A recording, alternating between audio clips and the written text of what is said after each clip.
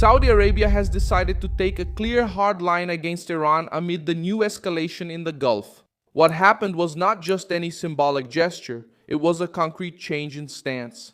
After new attacks attributed to Iran against Saudi territory and structures in the region, Riyadh abandoned its more cautious tone and began to act directly.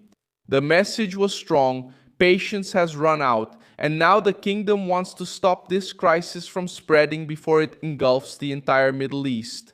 On March 21, 2026, the Saudi government expelled Iran's military attaché, his assistant, and 3 other members of the Iranian embassy.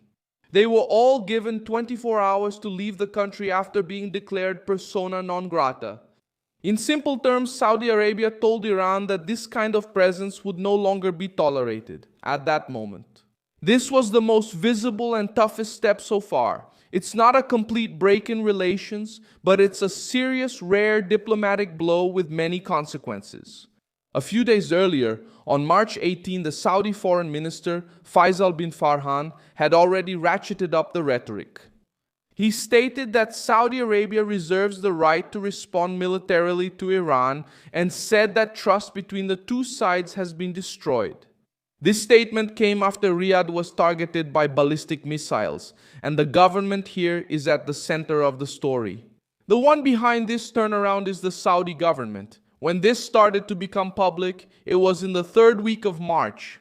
And where all of this was concentrated was in Riyadh, which went from being a capital that was merely watching to one that was reacting. But the Saudi response didn't stop at expelling diplomats. On March 19th, Riyadh hosted a meeting with foreign ministers from several Arab and Islamic countries to discuss regional security and stability.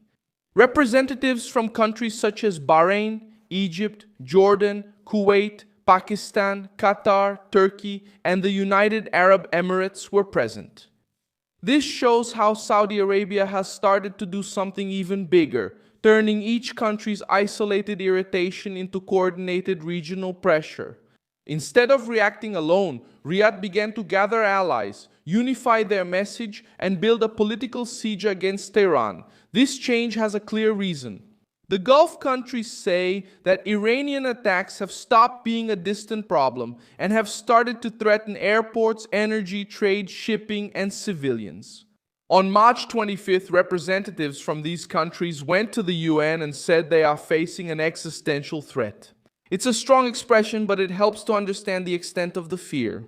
In the same debate, the UN Human Rights Chief warned that deliberate attacks against civilians and civilian infrastructure could even constitute a war crime. In other words, what's at stake is not just political rivalry, but the feeling that the conflict has gotten out of control and is hitting the economic and urban heart of the region. For weeks, Washington pressured Iran and threatened to escalate the war.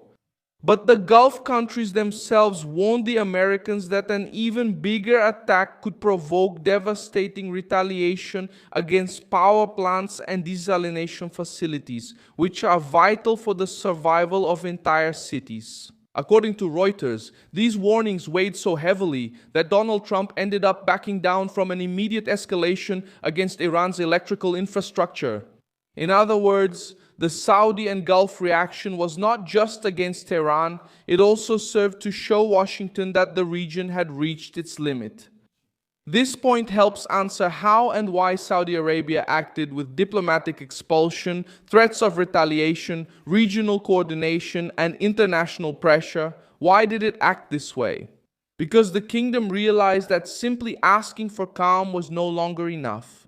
The war began to threaten supply, the economy, internal security, and the balance in the Gulf. And there is another important detail in 2023.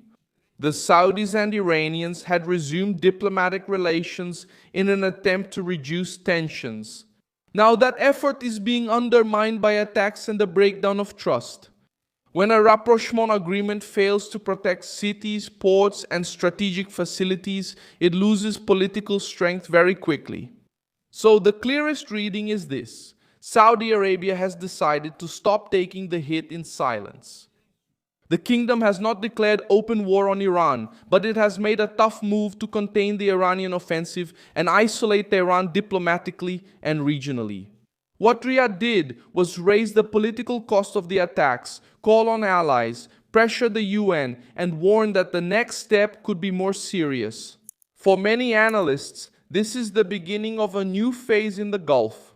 Less tolerance, more Arab coordination, and a real attempt to prevent Iran from continuing to export fear, pressure, and instability throughout the region.